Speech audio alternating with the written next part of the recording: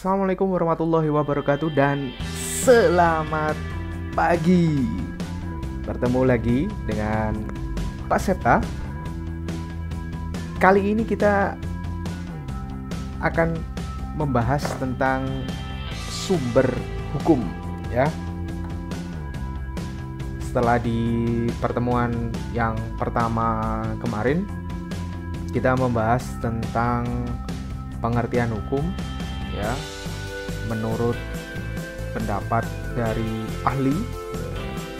Sekarang kita akan membahas tentang sumber hukum. Sumber hukum ya, material dan formil itu dibagi menjadi dua ya. Secara formal sumber hukum itu terdiri dari yang pertama undang-undang ya, yang kedua kebiasaan atau custom, yang ketiga keputusan-keputusan hakim atau jurisprudensi, yang keempat itu adalah traktat atau treaty, dan yang terakhir itu adalah doktrin. Nah, seperti apa pembahasan mengenai sumber hukum ini? Mari kita menuju ke next slide. Oke, undang-undang atau statut. Undang-undang dalam arti formal ya adalah setiap keputusan pemerintah yang merupakan undang-undang karena cara pembuatannya.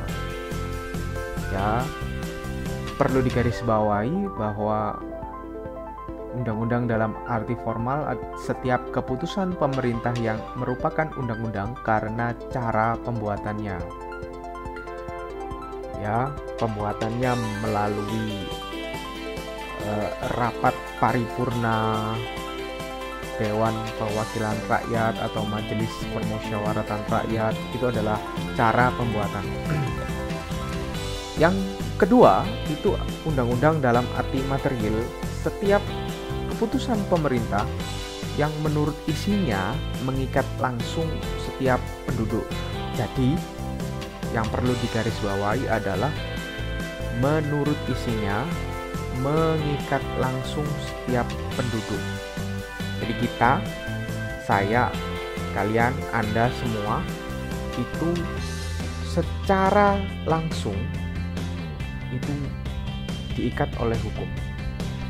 Ya, setiap keputusan pemerintah itu mengikat langsung setiap penduduk. Oke, dari sini kalian sudah mengerti kan? Kalau tidak mengerti silakan nanti kalian tanyakan melalui kolom komentar di YouTube-nya. Oke, kita menuju ke slide selanjutnya. Kebiasaan. Custom adalah perbuatan yang dilakukan bersama-sama menimbulkan kebiasaan hukum oleh pergaulan hidup dipandang sebagai hukum. Misal, dalam kebiasaan orang Jawa, ketika kita lewat di hadapan orang tua itu ada aturan yang tidak tertulis mengharuskan kita itu berjalannya dengan jalan menunduk, atau mungkin ketika kita berangkat ke sekolah, istilahnya orang Jawa itu salim atau cium tangan kepada orang tua. Nah, itu adalah kebiasaan dan itu dipandang sebagai hukum oleh pergaulan hidup ya, dan itu adalah sesuatu hal yang dikatakan sebagai sumber hukum. Loh Pak, kok bisa? Iya, karena perbuatan yang dilakukan bersama-sama sehingga menimbulkan kebiasaan. Belum tentu kebiasaan yang ada di Indonesia itu bisa menjadi kebiasaan yang baik di luar negeri ya. Contoh, mengacungkan tanda jempol kalau di Indonesia itu kan bagus ya, tapi kalau di Turki itu Anda dianggap melawan atau menantang. Jadi setiap custom, setiap kebiasaan di negara itu berbeda-beda ya. Kali ini kita membahasnya dalam konteks Indonesia atau Jawa. Oke, next slide. Keputusan hakim atau jurisprudensi. Keputusan hakim terdahulu yang sering diikuti dan dijadikan dasar keputusan oleh hakim yang lain mengenai masalah yang sama. Jadi pada intinya hakim-hakim sekarang itu pedomannya, patokannya itu adalah keputusan hakim yang terdahulu. Kenapa? Karena keputusan hakim yang terdahulu itu biasanya sudah melalui proses peradilan yang cukup lama. Jadi mereka tidak setengah-setengah dalam melakukan pengambilan keputusan. Oke ya. Nanti kalau kalian ingin tahu itu contohnya ada di video nanti terakhir akan Pak Septa tampilkan semua, mulai dari statul, kemudian custom dan jurisprudensi, itu ada contohnya. Oke, next slide. Ada traktat atau treaty. Traktat atau treaty itu adalah perjanjian yang diadakan oleh dua negara atau lebih. Kalau dua negara itu namanya bilateral, kalau lebih dari dua negara itu multilateral. Contohnya antara Indonesia dengan Malaysia, dengan Filipina, dengan Timor Leste, dengan Singapura, itu ada perjanjian yang namanya multilateral mengenai perbatasan negara. Itu contohnya. Kalau contoh dari traktat bilateral itu misalnya antara Korea Utara dengan Korea Selatan. Ada zona demilitarisasi ya, di mana setiap warga Korea Utara maupun Korea Selatan itu dilarang melintas wilayah tersebut. Nah, kenapa dan bagaimana nanti akan Pak Septa tampilkan contohnya mengenai traktat bilateral ya. Oke, kita menuju ke slide selanjutnya. Ada doktrin atau pendapat ahli hukum. Pendapat ahli hukum ternama itu berpengaruh terutama bagi hukum internasional. Kita nanti akan melihat kenapa kalau ada kapal negara asing, terutama kapal perang atau kapal angkatan bersenjata negara asing yang masuk ke wilayah Indonesia, kenapa kok Indonesia tidak melakukan kontak senjata?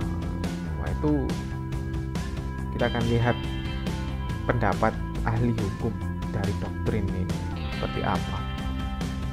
Nah, menurut Undang-Undang Nomor 10 Tahun 2000, tata urutan perundang-undangan Republik Indonesia itu seperti ini. Yang pertama adalah Undang-Undang Dasar 1945. Yang pertama. Kemudian yang UUD 45 itu ditetapkan oleh MPR ya. Kemudian yang berikut itu ada undang-undang atau UU. Kemudian peraturan pemerintah pengganti undang-undang atau Perpu itu yang menetapkan presiden. Ya. Peraturan pemerintah itu yang menetapkan juga presiden. Ini urut-urutannya, perhatikan dengan seksama. Undang-undang yang pertama, ada Undang-Undang Dasar 45 ya. Jangan sampai lupa, kalau undang-undang saja itu urut-urutannya setelah Undang-Undang 45, jadi urutan yang kedua. Dan Perpu, peraturan pemerintah pengganti undang-undang, itu juga presiden, urutan kedua. Urutan yang ketiga adalah peraturan pemerintah PP, yakni yang menetapkan juga presiden. Peraturan presiden, Perpres, juga presiden. Peraturan daerah, Perda, itu kepala daerah atau DPRD. Nah, ini adalah tata urutan perundang-undangan Republik Indonesia berdasarkan Undang-Undang Nomor 10 Tahun 2000. Sampai sekarang masih tetap seperti ini. Jadi Perda yang mengatur dibolehkannya atau tidak dibolehkannya sekolah tatap muka itu juga melalui peraturan pemerintah, ya kan? Seperti yang dikeluarkan oleh Mas Menteri bahwa sekolah menengah kejuruan itu diperbolehkan mengikuti sekolah tatap muka. Ya, di situ ada permennya, peraturan menterinya. Oke. Nah, ada tambahan. Ternyata undang-undang UU, nanti kita akan lihat RUU, rancangan undang-undang, itu yang menetapkan presiden dan DPR. Selain ada presiden, ternyata ada DPR juga yang ikut serta andil dalam penetapan peraturan pemerintah atau undang-undang gitu ya. Oke, ini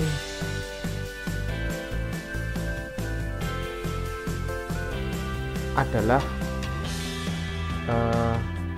penggolongan hukum. Di hukum itu digolongkan menurut yang pertama itu bentuk. Bentuknya itu ada tertulis dan tidak tertulis. Kemudian ruang lingkupnya itu ada lokal dan nasional. Yang ketiga ada waktu, ius constitutum dan ius constituendum, dan antara waktu. Ya, kita akan bahas nanti ya. Pak Septa akan memberikan awalan dulu. Yang keempat itu subjek.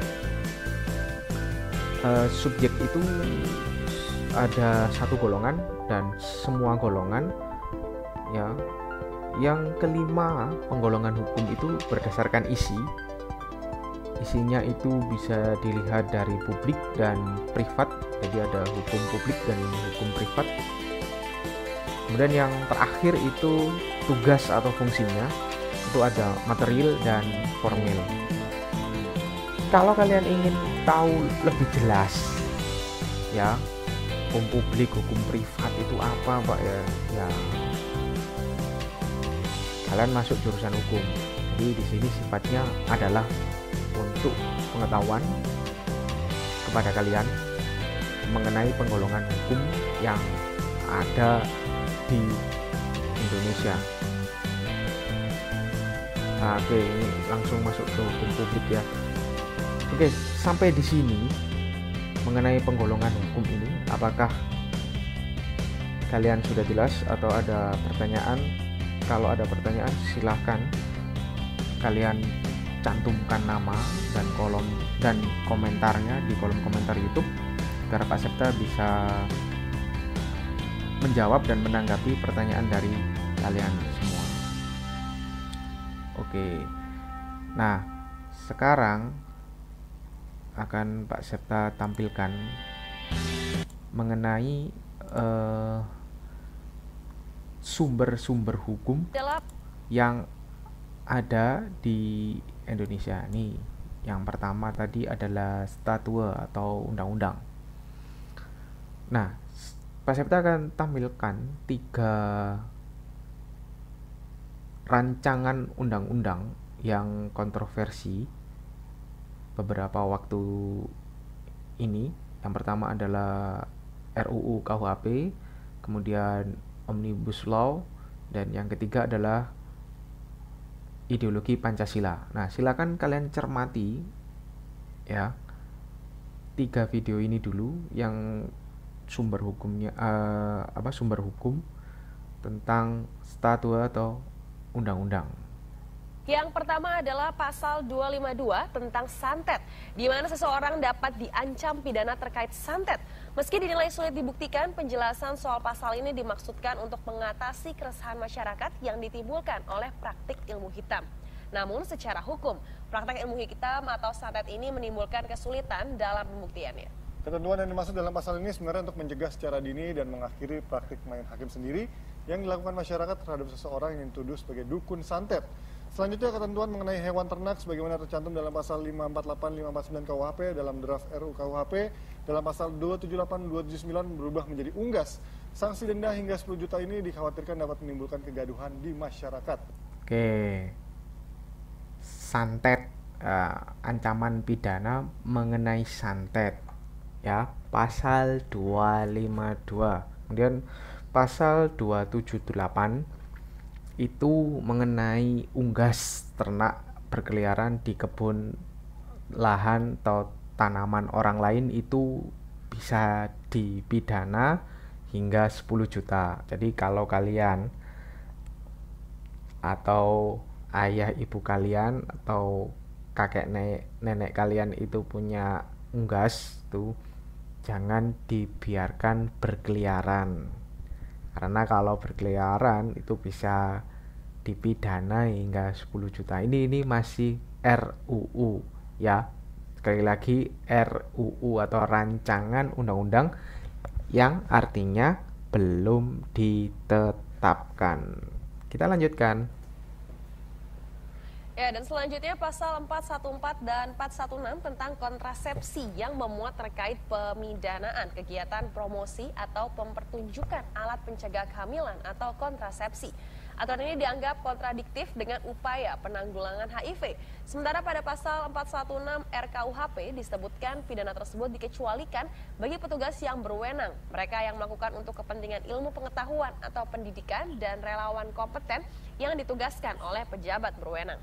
Selanjutnya untuk pasal perzinahan, dalam draft RKUHP diatur mengenai laki-laki yang mengingkari janji akan mengawini setelah bersetubuh dengan perempuan yang bukan istrinya akan terkena pidana.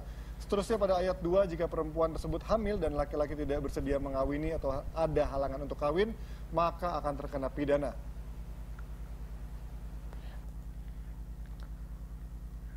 Oke, saya sedikit ke belakang mengenai alat kontrasepsi ya. Pasal 414 dan 416. Orang tua yang sengaja memperlihatkan alat kontrasepsi di depan anak itu didenda 1 juta. Ya. Kemudian perzinahan, hubungan seks di luar nikah itu dipidana. Perempuan yang menginap dengan lawan jenis untuk hemat biaya juga terancam pidana. Oke. Kita lanjutkan ya. Berikutnya pada pasal 432 RKUHP diatur mengenai tindakan pidana aborsi dengan tanpa pengecualian. Pasal ini dinilai dapat mengkriminalisasi perempuan korban pemerkosaan. Selain itu, petugas media yang membantu aborsi juga terancam pidana. Dan pasal 433 RKUHP tentang gelandangan menjelaskan bahwa setiap orang yang bergelandangan di jalan atau di tempat umum yang mengganggu ketertiban umum akan terkena pidana denda. Hal ini dianggap berseberangan dengan Undang-Undang Dasar 45 yang menyatakan fakir, miskin, dan anak terlantar dipelihara oleh negara. Oke. Pasal 251, 470, 471, dan 472 itu adalah mengenai aborsi. Sengaja menggugurkan kandungan termasuk bagi korban perkosaan itu bisa dipidana penjara. Oke, ya. Kemudian yang pasal 432 itu gelandangan, wanita pekerja pulang malam dan terlunta-lunta hingga dianggap gelandangan dikenai denda 1 juta. Jadi kalau kalian nanti kerja pulangnya jam 12 misal lembur, ya siap-siap didenda 1 juta. Oke, kita lanjutkan. Rancangan Undang-Undang Omnibus Law Cipta Lapangan Kerja mengatur beberapa poin, diantaranya adalah pengaturan jam kerja, di mana pekerja dan pengusaha diberikan keleluasaan dalam menyepakati waktu kerja. Hal ini untuk memfasilitasi jenis pekerjaan tertentu yang sistem waktu kerjanya di bawah 8 jam per hari atau 40 jam per minggu. Lalu poin berikutnya adalah pengaturan penggunaan tenaga kerja asing yang bertujuan untuk memenuhi kebutuhan tenaga kerja terampil yang belum dapat diisi oleh tenaga kerja Indonesia. Hak dan perlindungan pekerja kontrak dipastikan sama dengan pekerja tetap. Hak tersebut antara lain hak atas upah, jaminan sosial, perlindungan keselamatan dan kesehatan kerja, dan hak atas pengakhiran atau putusnya hubungan kerja. Sistem upah menjadi salah satu poin dalam RUU Omnibus Law Cipta Lapangan Kerja, di mana upah minimum hanya berlaku untuk pekerja dengan masa kerja kurang dari 1 tahun. Perusahaan juga diwajibkan menerapkan struktur dan skala upah untuk pekerja dengan masa kerja di atas 1 tahun. Besaran upah minimum disepakati antara pekerja dan pengusaha. Oke, ini adalah RUU Omnibus Law. Kalian bisa cermati tadi ada 4 poin yang menjadi bahasan di rancangan undang-undang Omnibus Law ini.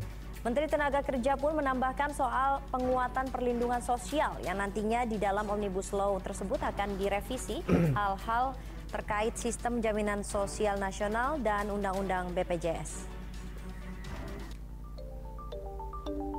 Oke, ini adalah polemik RUU haluan ideologi Pancasila. Rancangan Undang-Undang Haluan Ideologi Pancasila merupakan inisiatif fraksi PDI Perjuangan di DPR dan telah disahkan pada paripurna 12 Mei lalu.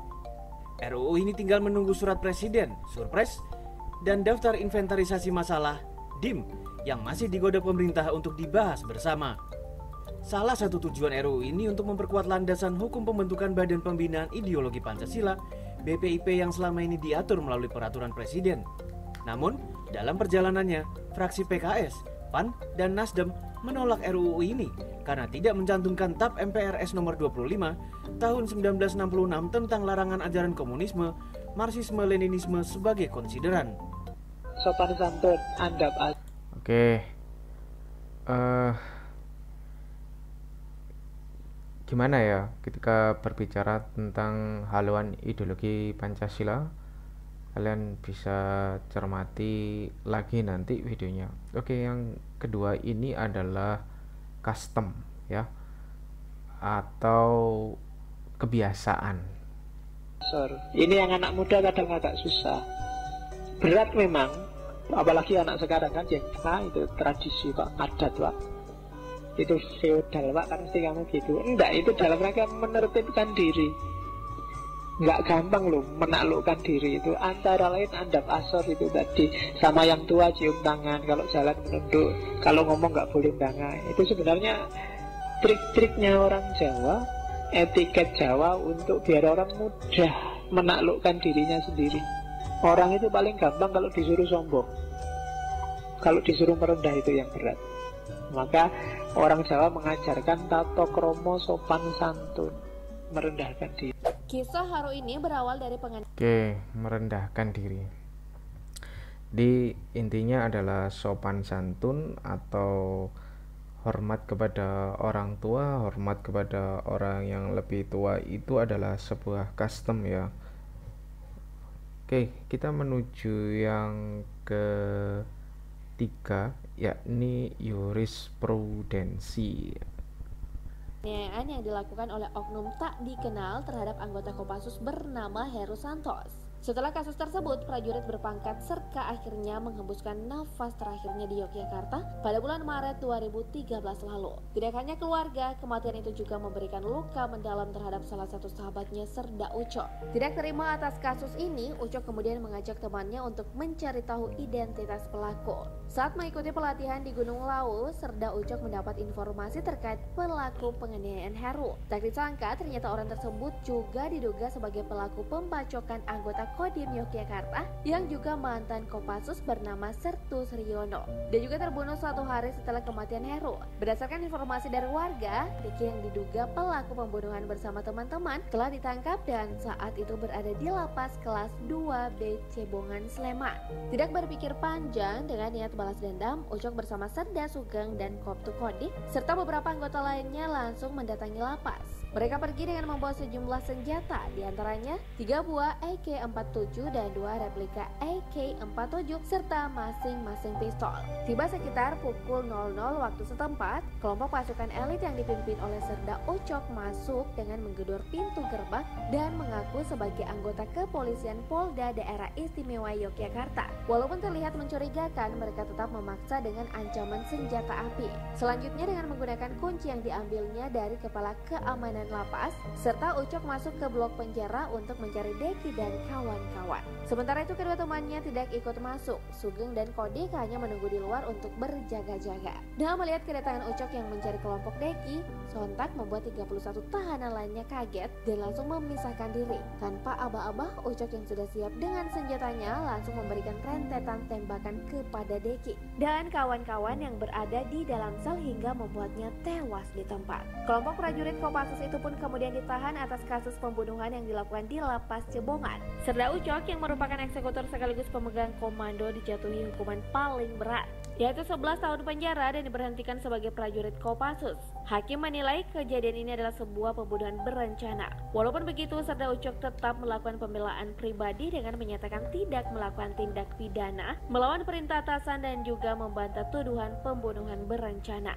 Serda Ucok mengaku ikhlas dan siap bertanggung jawab atas semua perbuatannya. Walaupun harus mendekam di penjara selama belasan tahun sekalipun, tapi dia berharap kepada majelis hakim agar tidak memberikan hukuman tambahan dipecat sebagai prajurit. Karena menurutnya menjadi seorang prajurit adalah sebuah kehormatan. Silakan hukum.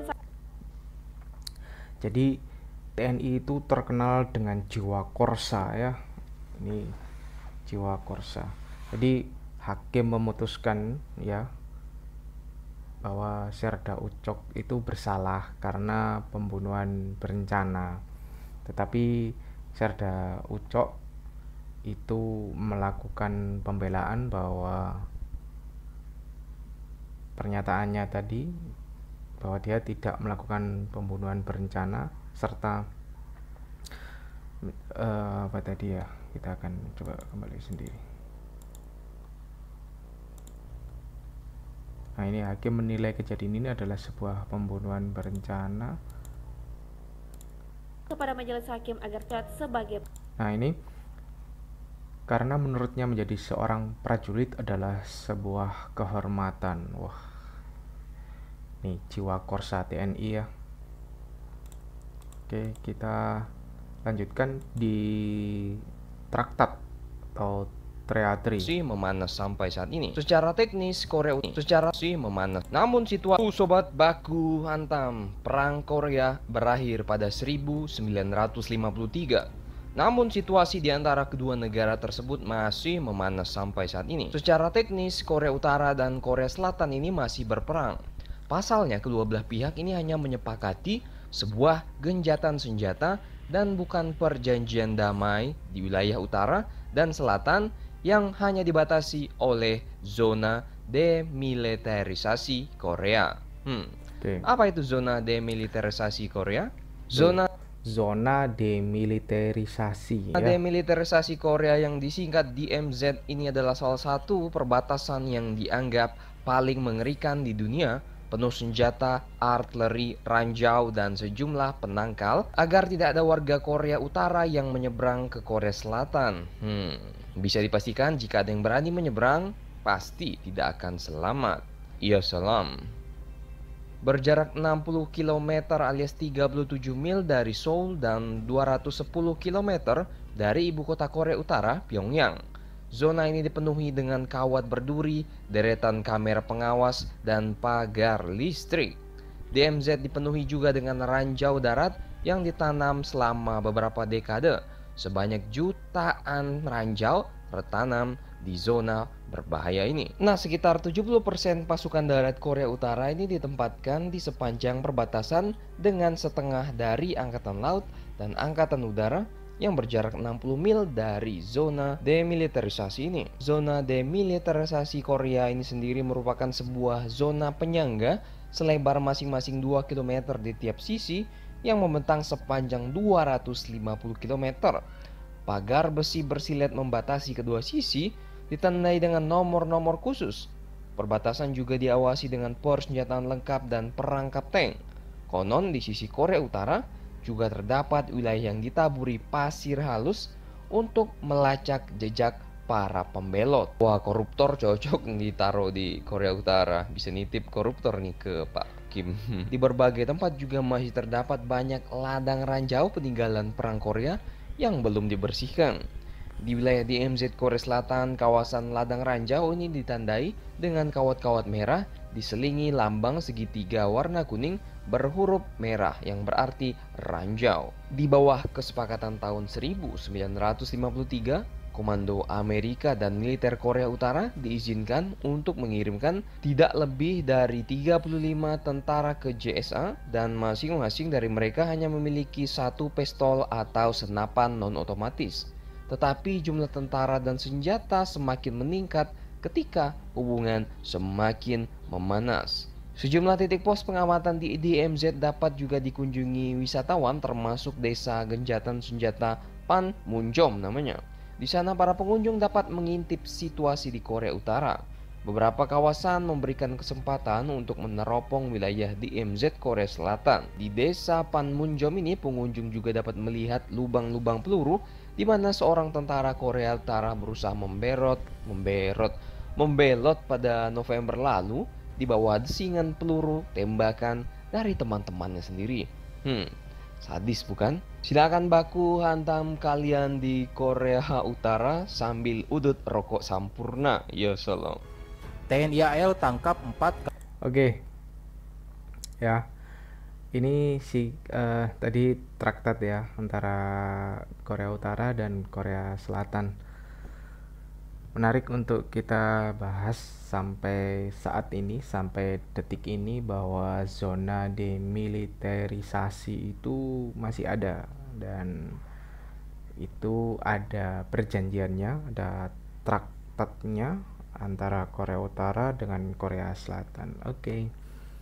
Yang terakhir ini adalah menurut pendapat ahli hukum internasional. Jadi ketika ada kapal perang Vietnam yang masuk ke wilayah NKRI dan kemudian terlibat gesekan, bukan kontak senjata ya, antara Angkatan Laut Vietnam dengan Angkatan Laut Republik Indonesia. Kapal Vietnam.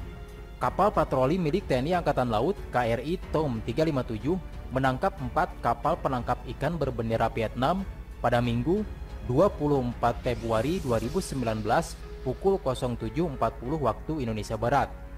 Menteri Kelautan dan Perikanan sekaligus Komandan Satgas 115 Susi Pujiastuti dalam konferensi persnya di Bandung Senin 25 Februari 2019 menyebutkan bahwa keempat kapal itu diduga menangkap menggunakan trowel atau pukat di landas kontinen Laut Natuna, Indonesia. Digertak kapal pemerintah Vietnam. Saat KRI Tom 357 sedang menggiring 4 kapal tersebut, terdapat kapal Vietnam Fisheries Resource Surveillance atau VFRS bernama Kim Ngu 2142124 dan 214263 menerobos masuk ke wilayah ZEE Indonesia. Kapal itu melakukan manuver yang mengancam dengan upaya menghalangi pengawalan 4 kapal ikan hingga membahayakan KRI Tom 357 tambah Susi. TNI AL beri tembakan peringatan. Sementara itu Komandan Guspurla Armada 1 Laksamana Pertama TNI Irfan Syah menceritakan kronologi penangkapan 4 kapal Vietnam itu. Modus dari kapal pemerintah Vietnam yang menghalang-halangi TNI Angkatan Laut itu adalah dengan berputar-putar, sedangkan ukuran kapal TNI Angkatan Laut lebih besar sehingga menjadi lebih sulit untuk berputar. TNI AL gemas atas tindakan kapal pemerintah Vietnam tersebut, sebab walau TNI AL telah memberikan tembakan peringatan dengan peluru senjata ringan, mereka tidak mengacukan. TNI AL akhirnya memberikan tembakan peringatan dengan peluru yang agak besar dari sebelumnya. Dalam penangkapan tersebut tidak ada korban yang terluka. Sebagian ABK dari kapal Vietnam dipindahkan ke KRI Tom 357. Indonesia minta Vietnam menjelaskan. Menteri Kelautan dan Perikanan Susi Pujiastuti meminta pemerintah Vietnam meminta maaf atas insiden yang terjadi di Natuna pada pekan lalu. Kami meminta pemerintah Vietnam melalui koridor diplomatik resmi memberikan penjelasan serta pernyataan maaf atas insiden yang terjadi, ujar Susi dalam konferensi persnya di Bandung Senin 25 Februari 2019. 276 kapal Vietnam telah ditenggelamkan. Tindakan lanjutan Menteri Susi atas insiden tersebut adalah protes melalui Kemenlu, di mana pihak Kemenlu akan melakukan protes secara resmi kepada Vietnam. Selain itu, Susi juga akan menyurati lembaga internasional. Lembaga internasional yang dimaksud terutama badan yang mengurusi seafood, sertifikasi, dan lainnya. Karena ternyata seafood Vietnam masuk IUUF. Lebih lanjut, Susi menjelaskan bahwa sejak Oktober 2014, dari 488 kapal pelaku IUU fishing yang ditenggelamkan, 276 diantaranya adalah kapal ikan berbendera Vietnam. Selain itu terdapat 90 kapal berbendera Filipina, 50 kapal Thailand, 41 kapal Malaysia, 26 kapal Indonesia, 2 kapal Papua Nugini, 1 kapal Cina, dan 1 kapal tanpa bendera. Sedangkan kapal yang tengah dalam proses pengadilan adalah 5 kapal Malaysia dan 5 kapal Vietnam. Sebanyak 112 kapal dalam proses inkrah, 11 dari KKP dan Angkatan Laut. Untuk Polair sendiri belum mendapat laporan. Untuk 2018 ada sekitar 723 kasus dan 2019 sebanyak 23 kasus. Oke, jadi itu yang bisa Pak Septa sampaikan mengenai sumber hukum yang ada di negara kita Indonesia khususnya dan di dunia pada umumnya. Jika kalian ingin bertanya, silakan Pak Septa berikan kesempatan untuk bertanya di kolom komentar YouTube. Oke ya. Sampai di sini dulu pertemuan kita pada hari ini. Sampai bertemu lagi di pertemuan berikutnya di subbab yang berbeda. Saya akhiri. Selamat pagi dan assalamualaikum warahmatullahi wabarakatuh.